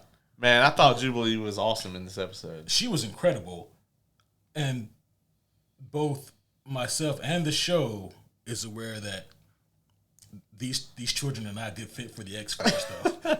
Well, they aged them up a little bit, though. I mean, yeah, but what I mean is that they clearly have a problem with the murdering aspect. Oh yes, of the X-Force. Yes, which I don't know if Caleb. I almost said Caleb. I don't know if Cable told them that. I'm down. I didn't tell him. I don't know if Cable told them on his sales pitch that by the way, there would be a gratuitous murder for the sake of mutant kind. I liked the idea of him training them. Yeah, you know, me too. And them being aged up a little bit, and then kind of getting to see them get in there because It's actually really hard to pull that transition off. Like, obviously, the fucking Avengers have fucked it up, right? Like nobody cares about the Young Avengers. Like, the only two really examples of people pulling this off is this and then Teen Titans. Yep. Right? And that's it. Like, there's no other real good example. I mean, on the page, maybe, but, like, in animation or in a movie, that there's not really a good example of this. So Yeah, and you're right. And we get to see some of those growing pains here in this episode. yeah. But eventually, we get to the scene where Emma Frost tricks the X-Force into meeting with X-Factor. Yeah. And that meeting doesn't go too well. It was brilliant by Emma. It was. It really was. She was like, yeah, I actually am the villain here. I did a bunch of bad shit, but I'm going to let you guys talk amongst yourselves, and me and my henchmen here are going to step out. All right. See y'all next time. Yeah. I also got to go get some Bulls tickets. Yeah. It's the last season. It's the last dance. Yeah, last dance. I got to go. So, yeah, we get this fight that happens, and it's actually a pretty cool fight. But it does end with Jubilee being captured. And they're really trying to play good cop with Jubilee. So Yeah. we get Havoc and Polaris, and they're trying to, sweet talk Jubilee and convince them of what they're doing. And they even bring up the fact that, so you're fine with, murdering people with cable? And she's like, well, They're bad people. yeah. Those are bad people. It's fine. You're right. And what do you make of Polaris setting her free? Well, I think, obviously Polaris was on the X-Men. Yeah. And, it's one thing to have been taught by Xavier. And obviously she realizes that, yes, X-Force is doing questionable stuff, but them holding Jubilee against her will is also, it puts them in the same category, Yeah. So what are you going to do there? And I think it's obvious why Polaris let her go. I mean, Polaris obviously knows that there are bigger problems than the X-Force out there. Right. There's bigger fish to fry. Absolutely. And it was a little bit of Civil War-ish vibes we got here. A little bit. I do think that we're going to see this pop off at some point. Yeah.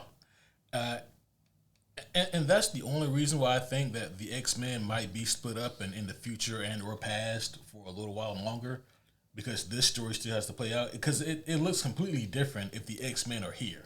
Yeah, absolutely. Yeah. But obviously they have to show up soon, because most of them should be on their way back now. They should. However, I mean... But they can have them arrive at pretty much any point, Yeah. That, and we know that Kang is up to some bullshit. We don't know what. That's true. We know that Apocalypse is up to some bullshit. Yeah. And we don't know what the fuck is up with Xavier. Yeah. And that's the other thing. Maybe this season, or maybe next season, but Onslaught is definitely on the horizon. Yeah. Although, I mean, yeah, with the Magneto, I don't know that there's anything really left. Yeah. Yeah. Let's talk about the death. We gotta talk about the death. We have not talked about the death yet. So, Bishop is finally able to convince these ignorant, stubborn motherfuckers go back in time. Well, even then, Magneto's the one that ends up pulling the trigger on that. Yeah.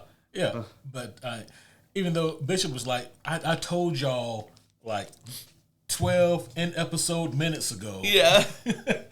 to leave this shit alone. And now look at you. Look at the situation. But yeah, Magneto, he tries to yeet everyone else back through the time portal. Professor X, though, he stays as well. Not of his own volition. He got exploded. Yeah, these things happen. And then I almost called it a 2-on-1 fight, but Xavier really doesn't do a whole lot in this fight to help. So it's kind of just a 1-on-1, really. Magneto does what he can, but Magneto knows he's fighting a losing battle. He's outgunned here, man. Like, before he merged with the Celestial technology, Magneto had a good chance. Mm-hmm. But, like, afterwards, he can delay him. Yeah, he can slow him down. That's about it. Yeah, I mean, he's still immortal technically, you know. So good luck, but he's still and then Magneto is still Magneto. He's a mega level mutant. Yeah, there's not quite as much metal in this time as you would like. There's not a lot of pure metal. But shit, I mean, motherfucker, you got iron in your blood. Yeah. I guess he could stop the planet from spinning. Yeah, he could always pull that trick out. And just yeet everything into space. But he only has like 5 MP bars, and that costs like 4 to use that. Yeah, and then it also kills everyone. Oh, that part too, which he's trying to not do. Yeah. But it is a really cool fight. But like you said, it is a losing battle on Magneto's part because there's just not much he can do. And on top of that, if you're Magneto, you have to feel like you just really dropped the fucking ball because you were trying to prevent the very thing that you caused. Yeah. And so now in Cybernoir is Apocalypse, and even slightly the way that he views humanity now and his whole ideology of survival of the fittest, it's not directly caused by Magneto. He's only been around for a couple days in story. You know? It's still influenced. It's still influenced, yeah. And Apocalypse, he tells Ship, "Hey, you see that city right there? Blow it the fuck up. Reduce it to atoms." Yes, which is a crazy command. Yeah, and Ship was just like, all right. And went about doing it. And I'm glad that they had the moment where Professor X tried to get Ship to abort those last commands. And Ship was like, "I don't know you, dog." Yeah. You ain't got the access codes. Yeah. And so we see the city beginning to be just obliterated. Magneto goes down and he does Magneto things. He's able to prevent the complete annihilation of the city, and to basically he's using if you look at Magneto's force field, it is the electromagnetic field that he uses around him. He's able to manipulate that. He's able to use a portion of that to thwart this fucking death beam that's obliterating the city. It looked like it just about killed Magneto in the process. Right. But he's still alive. But before this happens, I thought that was it. Yeah, right. Especially when it made a Krillin type crater. Right. It's never good. We have like a Yamcha Krillin crater there. Yeah, no, never a good sign. But I'm trying to remember. Wasn't it Professor X that somehow yeeted Apocalypse somewhere off? No, it was Magneto. He surrounded him in the metal. Oh, okay. And then yeeted him. Yeah. And that kept him down for about 2 minutes. Well, yeah, because as soon as Magneto was able to stop the city from being completely obliterated, and he makes that Yamcha crater in the ground, as you put it, Charles is up and conscious and trying to make his way to Magneto, and then here comes Apocalypse, and Apocalypse is like, "Hey, dog, remember when you yeeted me?" Yeah, I'm gonna delete you now from time. Yeah. And this shit was nuts because he picks up Magneto by the head, the way that you carry newborn babies, that's how he had. What's up? I don't know that that's accurate. I don't think that's how you're supposed to do it. You know how let's say that this is a newborn baby, this is their head. You pick them up and you just claw machine them, like that. I must not. I don't pick up newborns. Oh, okay. And so that must be why I don't know that that's how you do it. Yeah. I mean, so. Not a doctor. Oh, well.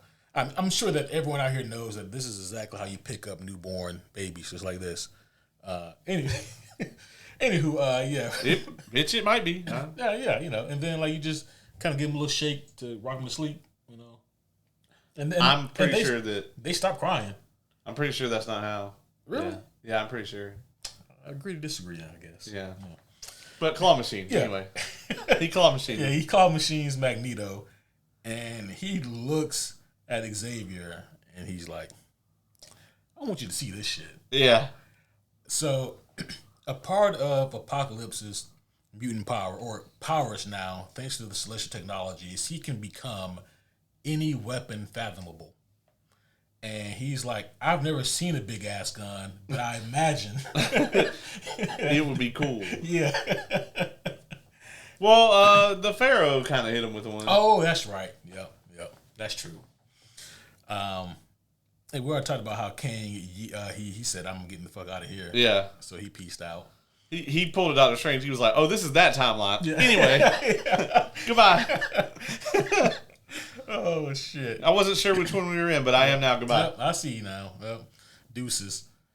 And I love the way that we get this image, right? Because we see it literally reflected in Xavier's eyes. Yeah. Just kind of like the silhouette of death. And we see Magneto just get decimated, and then there's nothing. There's nothing, yeah. Just a helmet. Yeah. A gently used, crushed helmet. The helmet. Yeah. And what was that cold-ass line that Apocalypse drops? Magneto says something similar to him earlier as he's walking away from Professor X. He says something like, it's the only a coward feels powerful stepping on ants. Yes. Like, god damn. Yeah. Like, Charles is already paralyzed, man. You don't have to burn him. Yeah. Yeah, I mean, I don't know what's next for Xavier here. I don't know, man. It's just, it's tough to say. Are they going to go the route of him being a horseman? I don't know. I mean, obviously, that absolutely rocks the timeline if he shows up in 97. Yeah. With this motherfucker as a horseman. Also, like, are they going to converge? Is like the future apocalypse and like the regular timeline apocalypse? Are they just going to both show up there? That's a good question. That's real bad. That's real bad. Yeah. Unless we get like a apocalypse versus apocalypse fight, which, you know, could be nuts. But. Yeah. And what's crazy is that, like, we got Apocalypse then, we got Apocalypse also in the future, but now we're going to get Apocalypse now. Yeah.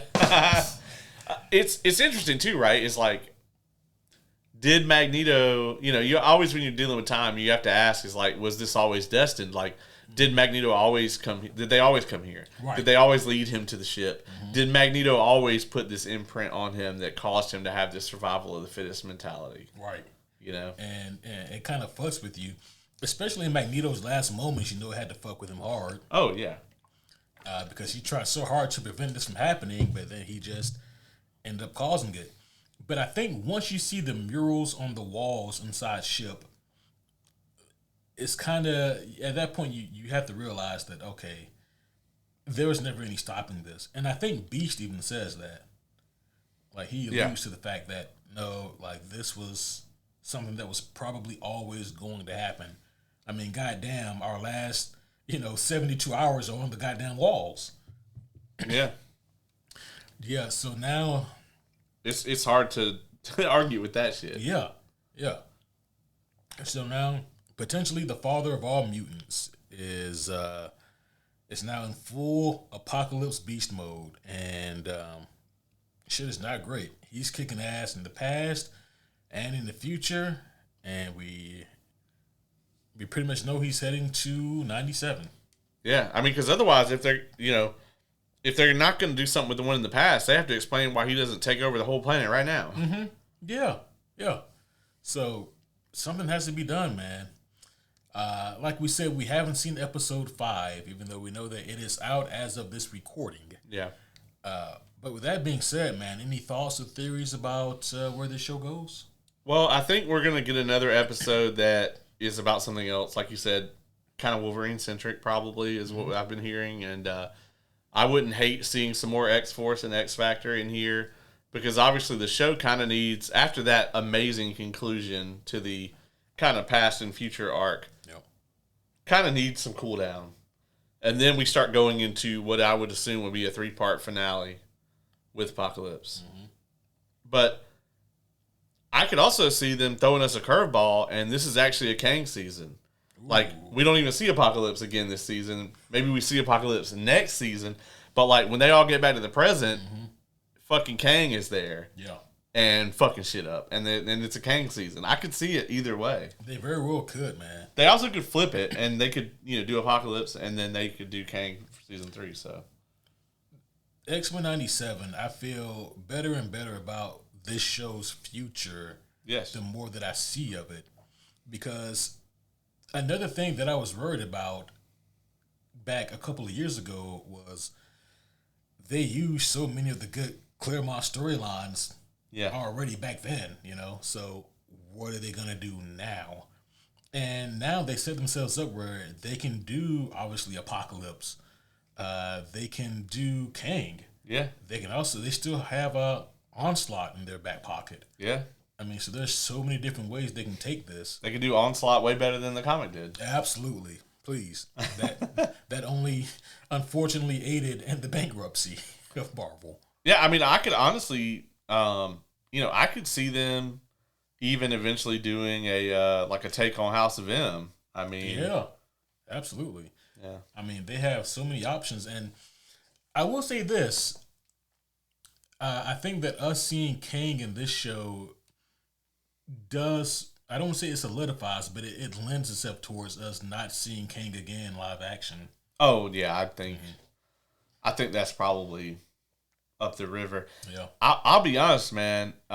When I see things that they were planning on fucking doing with Kang Dynasty, I'm like, it's such a good thing that movie isn't gonna happen. We would have already gotten it. We would have already gotten it, and there would have been no X-Men in it. There would have been no Cap. There would have been no Tony. There would have been no Fantastic Four may have been in it. Yeah. But originally, Fantastic Four was going to be between the two. Oh, that's right. It was going to be a Fantastic Four. Kang was going to end Phase 5. Yep. And Fantastic Four was going to begin Phase 6. And then still, was it Secret Wars was going to be after that. Yeah. Yeah. Would have been an interesting thing because I think that Kang Dynasty was going to be a more grounded movie from what I've seen. That's their wording, not me describing it. Yeah. And they were going to use a lot of the Defenders, right? Like Daredevil. They were going to use the Defenders and the Young Avengers a lot. I'll be honest.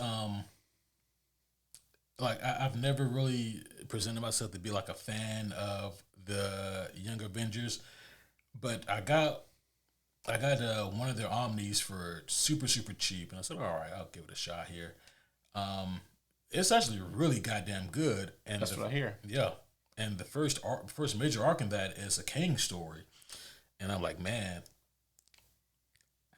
if they want to bring Kang back live action, don't have a place for them. Like, they do this Young Avengers movie, it would be interesting to see them if they try to adapt that kind of story. Yeah. But, I mean, hell, the Young Avengers would be 35 by the time it happens. Right, yeah. I mean, most of them are already, by now. Yeah, I don't know, man. It's going to be interesting to see how all of that plays out. There's so many questions right now as far as Doomsday. We don't even really have a trailer. We just know that everyone ever is in it. I don't hate to derail this further, but what do you make of the comments by the Russos that this is a Phase 0 movie and doesn't rely on the past a lot?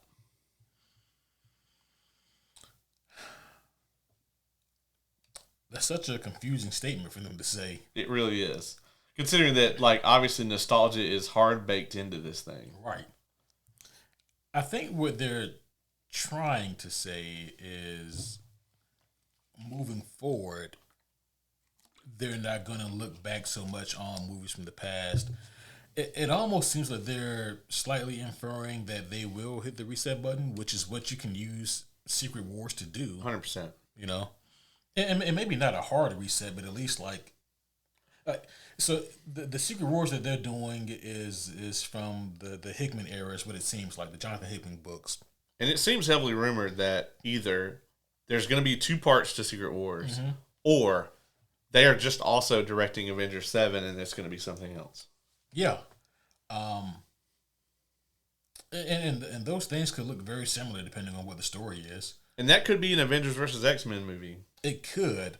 That was going to lead me to another question I was going to ask you, but as it stands, though, I think that they're going to use Hickman's secret war story, and the whole conclusion of that is the 616 universe and the Ultimate Universe, they were basically destroyed and or combined to make something completely new.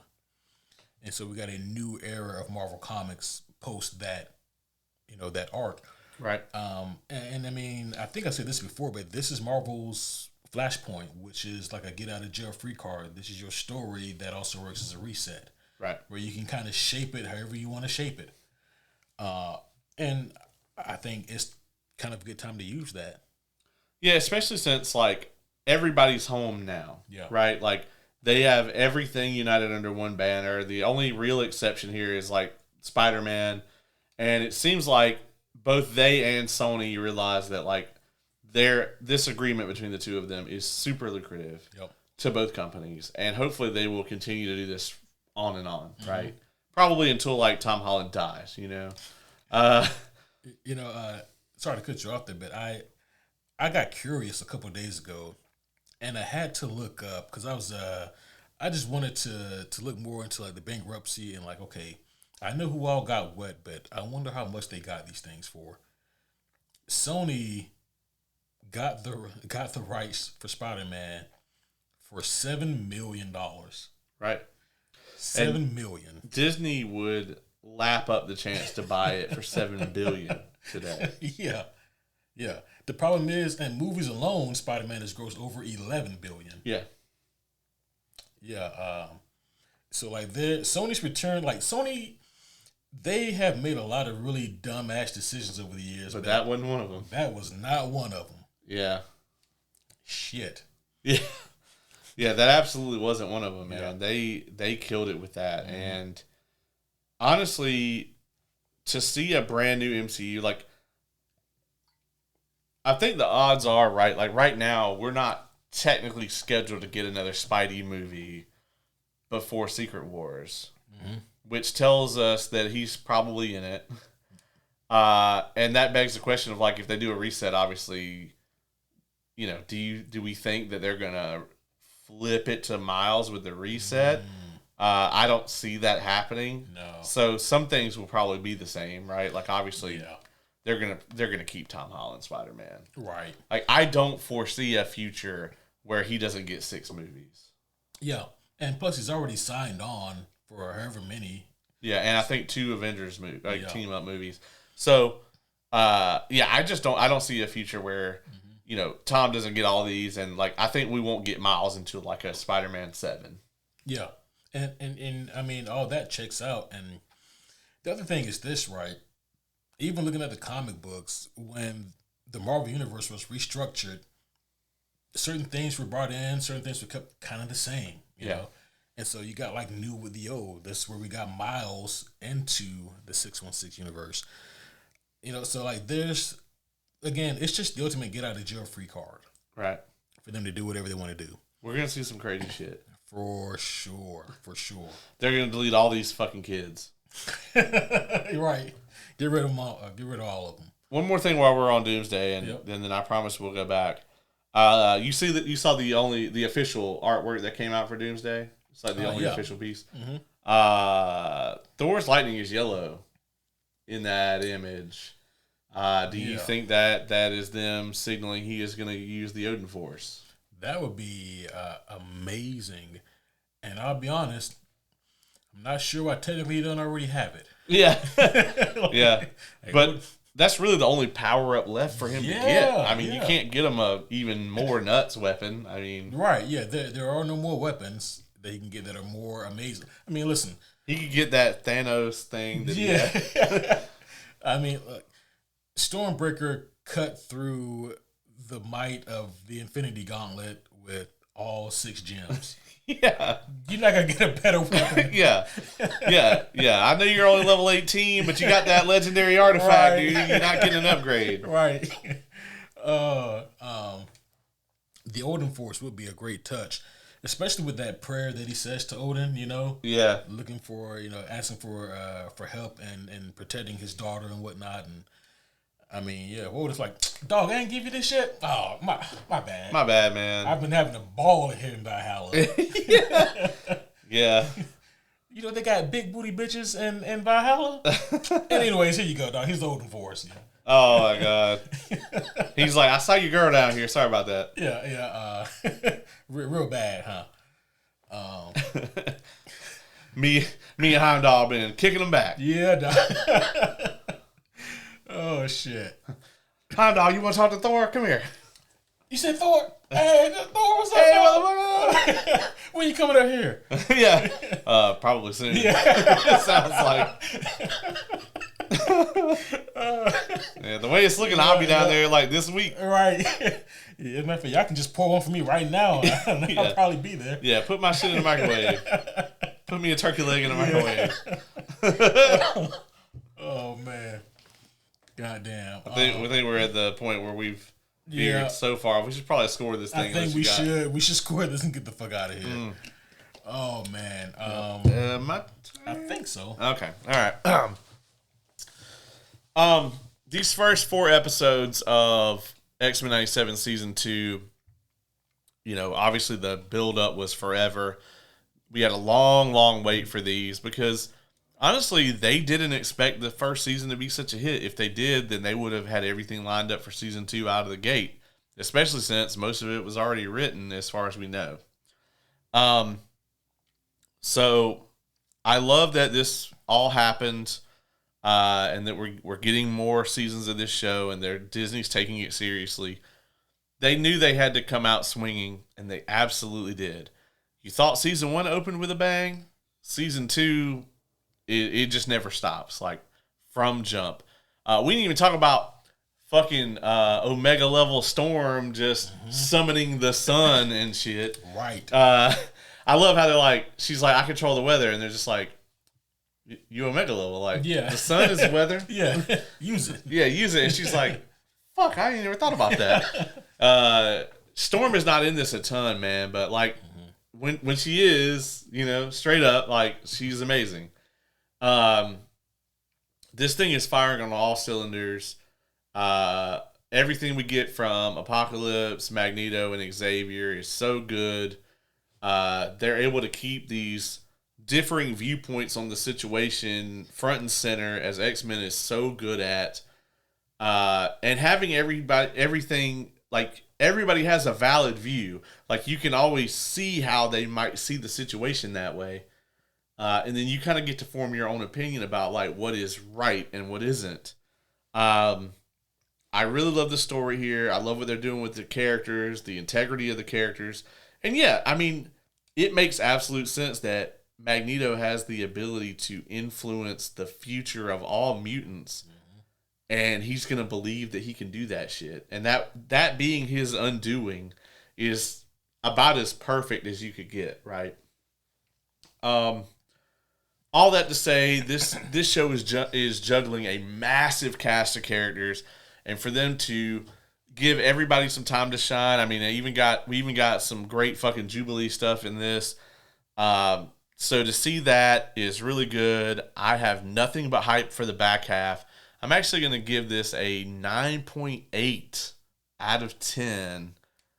It's stellar, and if you like the X-Men, there's going to be something, not just something, but plenty for you here. There's not a whole lot more I can add to what you just said. This season of television is incredible. They do such a great job of picking right up where they left off at. They know exactly where they're going. This feels like the X-Men. The characters behave like the X-Men. They put them in so many unique situations. The story is so cool and gripping and engaging. And the artwork on this thing is also fantastic. We haven't spoken a lot about that, but the art is really cool here because it lends itself to the old school look, but with this new school feel and gloss to it. It's really incredible. Also, if you look at the X-Men's outfits, they have like subtle hints and nods to their various outfits throughout the comic books. It's a really cool thing to see. The action is amazing. The pacing is so fast paced in the best ways possible. Voice acting is always on point with this show. This show is firing on all cylinders, man. Like, we live in an age where we get to witness things like X-Men 97 and Invincible in the same year. We are literally just being spoiled right now with an age of apocalypse, if you will.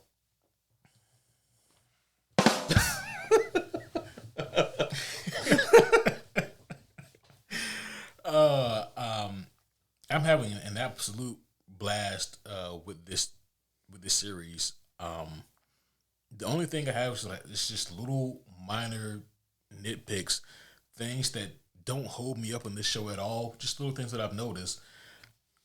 I would have to struggle to sit here and think about things that I would change about this. I don't know if I can come up with really anything. They're doing a fantastic job, and I am so hyped to see what the rest of the season has in store. I'm gonna feel really bad if the episode that came out today just sucks ass. Yeah, watch the back half.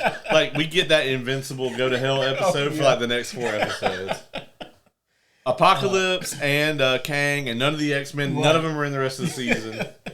Honestly, this show could pull that off. They could just give us 4 X-Force episodes, and I would probably be happy with it. Yeah, well, because those episodes were good, unlike the Invincible Goes to Hell episode. The only thing I can see this show doing that could potentially happen, because it's happened before already, would be if they do things too fast, like they did with the Inferno episode with Madeline Pryor back in season 1 of this. Yeah. But if they just take their time and just let these stories unfold naturally, man, I don't see anything stopping this. I'm going to give it a 9.5 out of 10. It was straight up fucking madness when they, in 25 minutes, went from this isn't the real Jean Grey to all the way to the Goblin Queen arc in 25 minutes. Breakneck speed. And like, you see the size of those Omnis. Like, those bitches are thick. And then they just full cable and everything. Just 25 minutes, dog. Right there to it. It was pretty impressive. At the beginning of that episode, we was just all hanging out at the mansion. Yeah. At the end, they were teleporting Cable to the future. Right. The fuck, son. No, yeah. All right.